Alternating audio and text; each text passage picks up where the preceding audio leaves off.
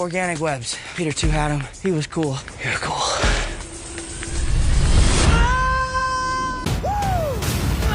Yeah, you're okay. Peter, things can change. And get really scary. You're in danger. You gotta come with me. I don't know if you're the real Spider-Man. But the people who love you, God, that's cool. we love you because you're you. Dr. Banner? I didn't know you could get that big. Remember that, no matter how powerful you become. Spidey Tracker says Spider-Man is in the vicinity. No way, that's crazy. I'm not like a weirdo. He's a little weird. In this movie, we did this really cool thing to recreate all of these famous comic book covers.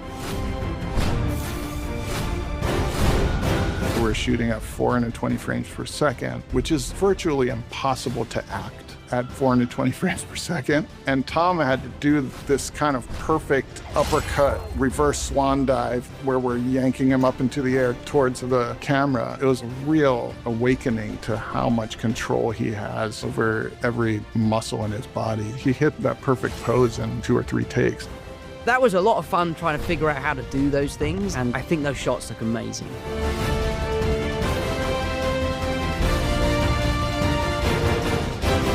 Peter Parker is always making the hard decisions, and in his mind, the best way to keep the ones that he loves safe is to keep them away from him. He kind of starts the film with this mindset of he has to push Peter Parker to one side and allow Spider-Man to take up his entire existence. And that creates a pressure and a stress. So not only is everyone else going to forget who Peter Parker is, but Peter Parker is going to forget who Peter Parker is.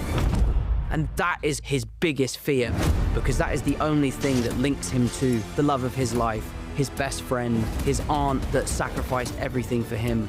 So that, to me, is a really strong emotional drive for a character to follow, and I was just really happy that Destin was willing to tell something that is a little more mature and a little more complicated. Sometimes Spider-Man has to do the hard thing, even if it breaks Peter Parker's heart. I think it definitely wouldn't be the movie that it is without Tom Holland, not just because he's Spider-Man, but because of all the work that he's doing behind the camera. He cares so much about the character. He cares so much about the people who relate and connect to the character and wants to do justice to Peter Parker's story and what he means to so many people. So nothing gets past him, you know? He really is so committed and so thoughtful about every aspect of Spider-Man, but Peter Parker too. Welcome back, everyone. It's Charlie. Marvel and Sony released a bunch more Spider-Man brand new day footage, a bunch of references to Tobey Maguire's Spider-Man, so we will break it all down. Now he's probably regretting that he didn't spend more time looking for his holes like Andrew Garfield's Spider-Man wanted to do in that movie. Probably the bigger surprise is that the clip that they released of him talking about Tobey Maguire is what I thought they might be doing in the movie, but I wasn't expecting them to confirm it this soon. He literally references Tobey Maguire's Spider-Man when he's trying to figure out how to use his organic web shooters. Peter number 2 had him, he was cool, I'm cool too, and then just completely loses control as he tries to test them out, the way that Tobey Maguire lost control when he was trying to figure out his organic web shooters. Shazam! Go! Go! Go, Web, go! So as a lot of us guessed, he's going to see his organic web shooters and just try to follow Tobey Maguire's Spider-Man's example because of what they did during No Way Home, because of him meeting with them, learning about his life. This should probably be no surprise because I just did a trailer video for Tom Holland talking about how Tobey Maguire and Andrew Garfield's Spider-Man suits, each of their individual suits, influenced how he built his brand new Spider-Man suit in this movie. We even got a much better look at his apartment. There's like a pop-up in New York City that you can like physically go visit where you can see what his apartment looks like and you get to see what his new suit fabricator is. It's the same sewing machine that we saw at the end of No Way Home that he has since upgraded with a whole bunch of new technology because he is a science bro. He's like a junior science bro. But this is what he's been using to build and repair his suits, and you can see that it's actually way more advanced than like a normal sewing machine based on his changes, because he does have a little bit of technology built into the suit. You also notice on this sewing machine, he has an old GPU that he's hacked into it and some RAM. That's probably the most difficult things for him to do in this movie. Defeating villains, dealing with himself, like reconnecting with his friends, big problem, but even bigger problem, finding a GPU that he can afford and some RAM that he can afford because of the AI tech crunch that's going on right now. Nobody can afford new computer gear. To make more Tobey Maguire Spider-Man puns, he had to beat an old lady on the street with a stick to get his hands on these. We get a bunch more footage of him web-slinging and saving that kid. Just looks amazing. Way better than the John Watts era of Spider-Man films with him web-slinging. We got a little bit of that, but it just seems like Destin Daniel Cretton is dedicated to doing a much, much better job of that in his new Spider-Man films, if he continues doing even more Spider-Man films after this. We get a bunch more new scenes with a new voiceover from Aunt May, which is probably a flashback, him just remembering what she told him before she died about his great power, great responsibility, and him misinterpreting what it actually means, as he talks about later in the trailer, where Peter thinks that he has to be Spider-Man 24/7, and the added joke from Tom Holland where he says Doctor Strange's spell caused everybody to forget Peter Parker, but now Peter Parker himself is in danger of forgetting who Peter Parker is, because he's been doing nothing but Spider-Man stuff 24/7. So not only is everyone else going to forget who Peter Parker is, but Peter Parker is going to forget who Peter Parker is. We get much more complete, better footage of the web tornado that he does with his organic web shooters in the prison against the hand. There's even a slow-mo shot where he sees a shuriken flying past his eyes because his agility gets jacked up so much after he comes out of the cocoon. We get a tiny bit more footage of Sadie Sink's character when she's in the hoodie. This is what her face looks like when the brightness is cranked up. You can actually see her face underneath the hoodie, but she also has a mask on underneath that hood to just completely disguise who she is.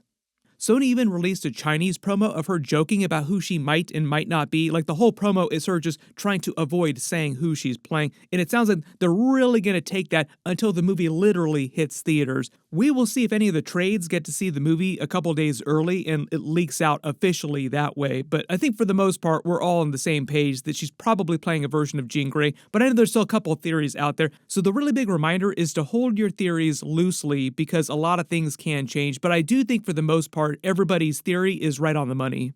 We get a little bit more footage of him going to MJ's in his Spider-Man suit, trying to protect MJ and take her to Punisher's and convince her what's going on. I love how skeptical she is when he first busts in the window, wait a minute, you might not be the real Spider-Man.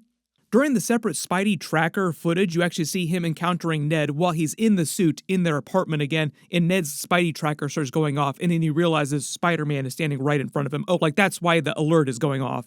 My early assumption is that happens relatively near where this footage happens, so she's seen him in the suit before, but she's not totally convinced that he is the real Spider-Man yet. At least until she sort of gives up here and says, okay, fine, I will come with you, and they do actually web sling. We've seen the footage of that before. Also looks very much like Tobey Maguire's Spider-Man back in his first Spider-Man movie, swinging with his version of MJ through the city. We get another scene of him with a parade of people celebrating him with a whole bunch of banners. This also feels like Tobey Maguire's Spider-Man 3 when they had the parade celebrating him. There's just a lot of Tobey Maguire energy going on during these scenes here. I know a lot of people want to see Andrew Garfield's Amazing Spider-Man come back. I am 99% sure he will be back by Avengers Secret Wars, but I'm not expecting to see him in Avengers Doomsday. You also notice in some of this behind-the-scenes footage, he's inside Banner's lab when he's fighting the Hulk here, and his mask is not on. So that means that he takes his mask off and reveals to the Hulk that he is Peter Parker. We will see how that scene winds up going down. Originally in the comics, the whole twist was that the Hulk remembered Peter was Spider-Man, but Banner's mind did not. Doctor Strange's spell worked on Banner because he was a normal person, but it didn't work on the Hulk's mind the same way. So Hulk remembered Peter Parker. They make a really big deal about recreating a lot of iconic comic book covers throughout the movie. They show some of them, probably not all of them, because some of them might be a little bit spoilery. Most of these I've already talked about in my previous videos, like Amazing Fantasy number 15, the very first Spider-Man cover ever, before he got his own solo comic book, The Amazing Spider-Man started. The Tarantula cover, the Boomerang cover. I think there's probably going to be a Tombstone cover too, but they just don't want to show too much Tombstone. We've gotten some behind-the-scenes looks at what he looks like in the movie, so we do know Tombstone is here, but we haven't seen any actual footage of him in the trailers yet. You blast like a bitch. We also get a little bit more footage of him fighting Scorpion during a different part of the movie when he has his jacket on, which is also from the comics, but they're recreating the Scorpion cover from the comics. The whole reason why it seems like Scorpion has telekinesis here is because it's his tail that's lifting Spider-Man up, and that's going to be special effects. And I already did a video for that trailer that has the Ramrod cover in it too, who's relatively lesser Daredevil and Spider-Man villain, even though Daredevil's not supposed to be in this movie. A lot of Daredevil's villains wind up also becoming or already being Spider-Man villains. And we get a lot of behind-the-scenes footage of him taking MJ to the Punisher's lair where he's keeping his Golden Girl boat from the comics before he goes and helps him fight the Hulk.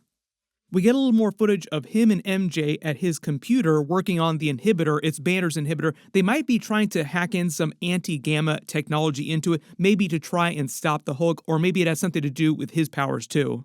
But you remember, MJ went to MIT, and they said during the course of this movie, she's back in New York trying to figure out what she wants to do with her life, and she hasn't taken like a full-time job yet. So the idea is that Spider-Man is trying to figure out what to do with his life, she's trying to figure out what to do with her life. So they're like kind of this in-between state heading into the future of the Spider-Man trilogy. But it's also why she's able to help him work on his Spider-Man gear, because she also has skills.